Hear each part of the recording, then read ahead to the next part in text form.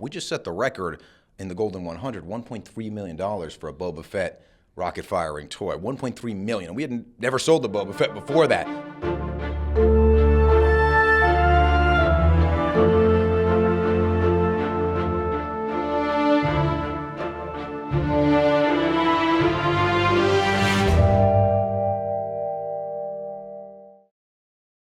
Hey, I'm here with Dave Amerman. You can catch him on King of Collectibles, The Golden Touch, available to stream on Netflix. Season 2 out now. Dave, thanks for coming in Den of Geek Studios today. Thanks so much for having me. This is awesome. So we're recording this in the midst of of course, the MLB postseason. NFL season's well underway. NBA, NHL, those are all starting to kick into shape. Like, how is it seeing, this kind of pivotal point every year where all these professional sports come together? I love October baseball. I love basketball, football. It's like you said, hockey. It's all come together. It happens about twice a year, right? You have the springtime when you have a small overlap as well. But this time is awesome because there's nothing like the World Series in baseball. Football is kind of spiking up and getting popular. People are buying collectibles. The holidays are upcoming. For us, it's such a busy time of year. And I love being able to actually find a game because there is a small period of time when you can actually look and say, there's nothing but college volleyball on right now. So we're way past that part. Yeah, I mean, memorabilia is on the rise in terms of sales and everything. What are some of the big kind of trends that you're seeing in terms of what people are going for in the memorabilia, sports memorabilia market? We saw modern sports cards really take off over the last few years. I think with modern sports cards, or just sports cards in general, they're small, they're easy to put in a drawer, they're easy to display, they're easy to ship and sell and store, so people like to collect them. They also were designed as collectibles, but game-used items, and I've always thought of this, why would I want a card with a little piece of the jersey when I can have the entire whole jersey and I can have that whole moment that I was at the game, I remember.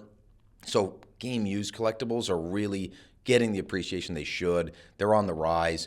Obviously, home run baseballs. We have the Ohtani home run ball from his 50th. We also have multiple other big Ohtani balls. We're going to see a new record for a baseball. I'm calling it right now. Mark McGwire has the record.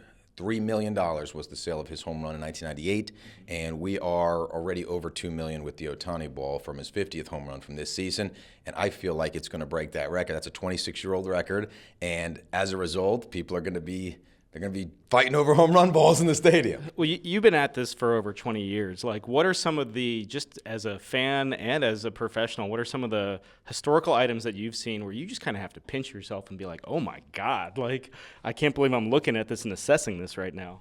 Yeah, I've seen quite a few of those, actually a lot of them. And the amazing thing is every moment has that item. The question is, will it ever surface? And when it does, that's like, oh my gosh, this is the item. Rookie jersey from Kobe Bryant's early career photo matched game.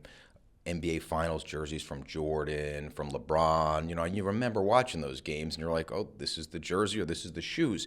So for me, just being able to see these items on the regular, we had the jersey we just sold for over $1 million from when Kobe had his Achilles injury in our Golden 100 auction. So being fortunate enough to be able to get these items, to be able to have people want to sell them in Golden, it allows me to kind of deal with history and see rare items every day. And I'm not immune to it. I'll never be numb to it, maybe more so than the average person who never sees the items. But it's why I wake up every day and come to work. Yeah. One of the things that I love about everything that Golden does is, and just this entire market in general, is it can be intimidating, I think, if you're just starting out getting memorabilia, but more and more people are kind of warming up to it. It's like, oh, I can actually bid on this. I actually can how has it been seeing that customer surge kind of within the past several years? So I was a collector since the early 90s. I was the only guy in school that there was no one I could talk to, right? I'm sure we've all experienced that as collectors. You want to come in and say, guess what I just bought? I bought this rookie card in this variation. And you're like, okay, they don't care. Fast forward right now, here 20 plus years later, kids in school are all talking about it. They're talking about memorabilia. They're collecting it together. My son's baseball team, coach will buy him a box and everyone will rip a pack. So it's just becoming more and more acceptable. As opposed to being the odd person out, I'm so glad that the market's expanding and instead of being the odd person out, now people are coming to you like, oh man, how'd you know? How'd you get into this first? And you're kind of like, you're just kind of lucky. But for me, I loved it, so why wouldn't other people enjoy it as well? It started out just trying to beat my brother's collection of cards, right? Like that's Yeah. what a little competition, so he had a little bowl of cards, and I was like, I want a bigger one, and I didn't know what I was even buying. I like the stats on the back, but it's just a mainstream thing. Obviously, there's these breakers now that are making entertaining. You can buy into breaks. You can buy cards that you speculate are going to go up in value, and the money is real. That's, I think, the key here. So maybe for me, as much as I love the sport and I love collecting, you always love the money that comes with it as well. So if I'm watching people's lives be changed. We're handing over checks. I've handed over $3 million paychecks to people that probably didn't have $100,000 net worth at the time. And I remember those text messages, smiley faces and shocked faces, thinking like his life is genuinely going to be changed. And it's a really good feeling, especially when a couple comes into the office and they want to pay for their son's college, and you can tell, they're not of, substantial means. They had a jersey they held on to for 20 years. They just thought it was special. We find out, and this is a true story, we find out it's photo match. This case was Allen Iverson's first home game because we're in the Philly area. Right. We got like $40,000, and it just felt so good because most of those times those jerseys don't match and there's things. But, I guess the biggest thing I can say to anyone is buy authenticated items, buy from reputable sources because, with every hobby and everything, if you don't know what you're buying, there's nothing worse than buying something that isn't as advertised or isn't authentic. So you always want to make sure you're buying, authentic pieces. And if you're buying it because you like it, eventually I feel like it'd be worth some money. Buy what you like.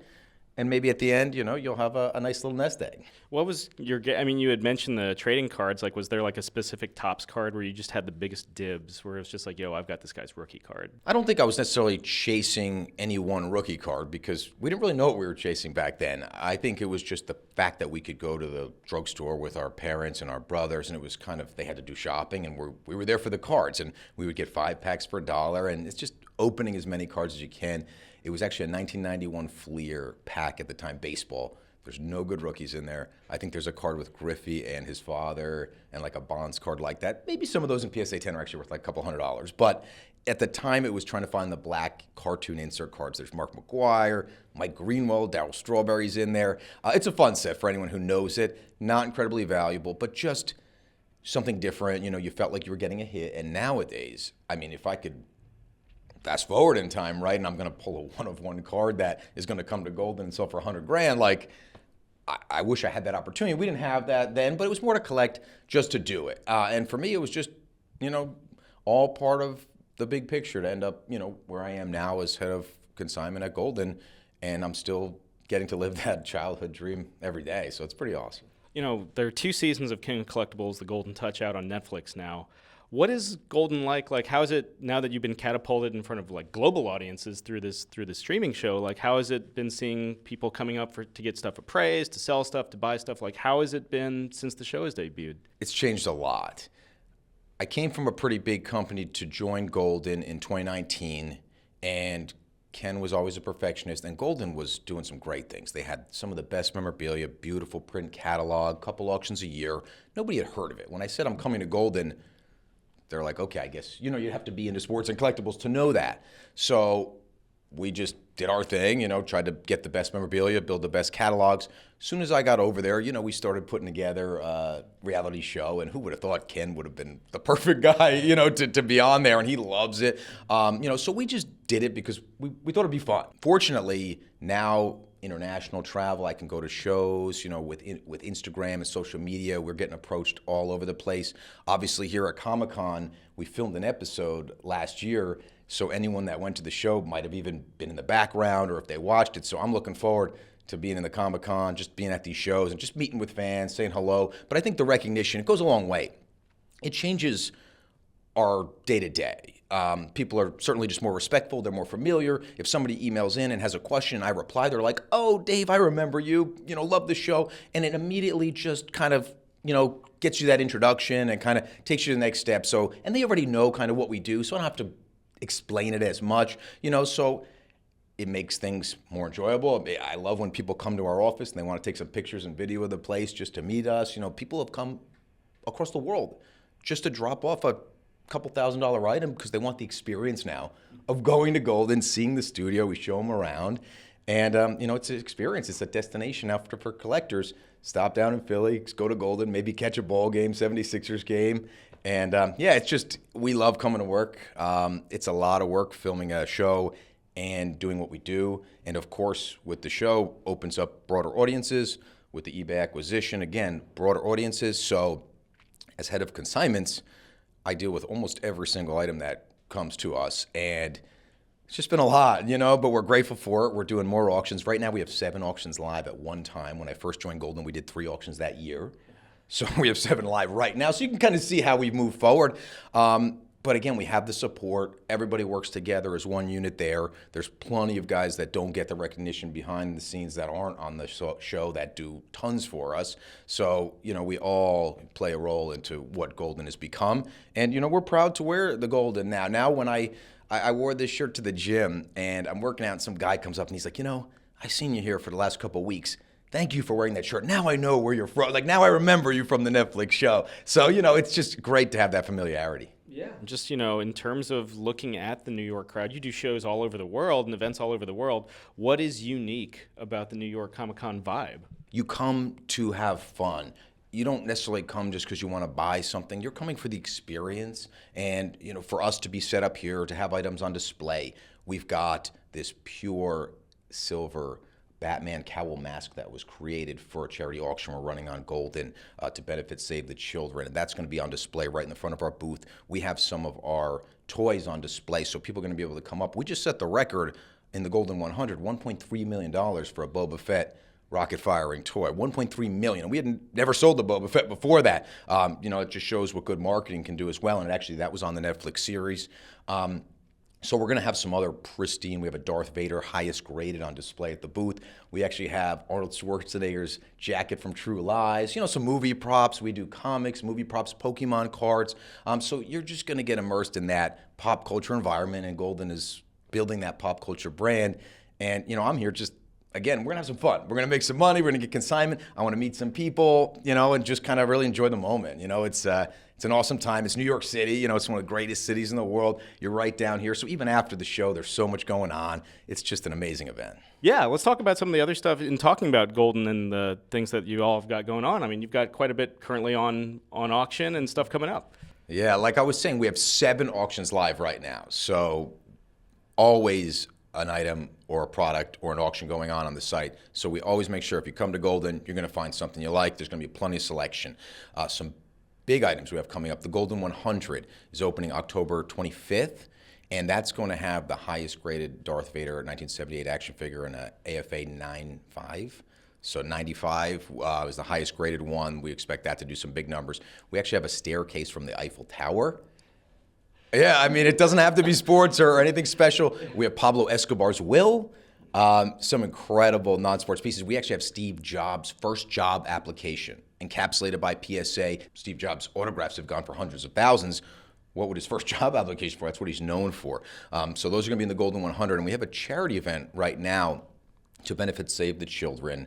Agora created this beautiful .999 pure silver mask. It's Batman mask. It's to commemorate the 85th anniversary. It's full size. It's 3.175 kilograms of pure silver, and that's going to benefit Save the Children, and that ends October 29th on our site. So that could be a real cool piece. It's a one-of-a-kind. It's the only one ever made, and it's precious metals, So, and all the money is going to go for a great cause to Save the Children. So we got a vintage sports auction. We have our weekly auctions that close every Thursday night. Our next pop culture auction is launching in mid-November. So plenty of items to shop if you're looking for gifts or if you just want to put something in the closet. Yeah, perfect time of the year. Yeah, absolutely. That's what we planned it that way. So probably about 8,000 to 10,000 items on our site at all times. And again, we're not just sports. Tons of comics. We actually have the Apex collection under contract. That is the largest collection of 9.8 comics. There's hundreds of thousands of comics, and we're going to have those auctions in early 2025 as well. Right on. And again, you can catch King of Collectibles, The Golden Touch on Netflix. And check out Golden to see what they got going on, and either if you're looking to sell or buy. Dave, thanks for taking the time to sit down with me today. Oh, thanks so much. It's been awesome.